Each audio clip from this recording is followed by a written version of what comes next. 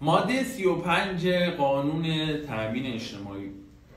یک سوالی که بین حسابدارا همکارای من همیشه پیش میاد که آقا ما توی یک کارخونه سنگبری داریم کار میکنیم، چرا حقوق من با یک نیرویی که توی شهر مشهد داره کار میکنه، تو دل شهر داره کار میکنه، باید حقوق من یکسان باشه؟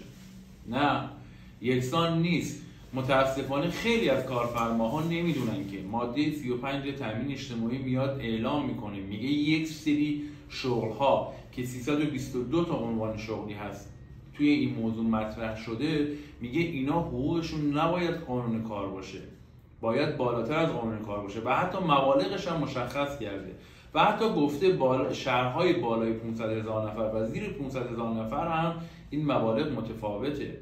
کارفرمای گرامی، اگه نیروی کار شما که توی این عناوین شغلی هست از شما شکایت کنه، قطعا اداره کار بر اساس اون مبلغی که توی این لیست نوشته شده برای شما حساب کتاب میکنه. و حتی اینم در جریان باشین که از نظر بار روانی هم نیرویی که توی این شغل‌ها داره کار میکنه با نیرویی که توی سایر این شغل‌ها داره کار میکنه دستمزدش متفاوته. خب پس با مطالعه این قانون و خوندن بخشنامش و استفاده از اون لیست شما میتونین که دستمزد بهتری به نیروتون پرداخت کنین و جلوی یه سری از ضررزیارایی که در آینده به شما تحمیل میشه رو بگیرین.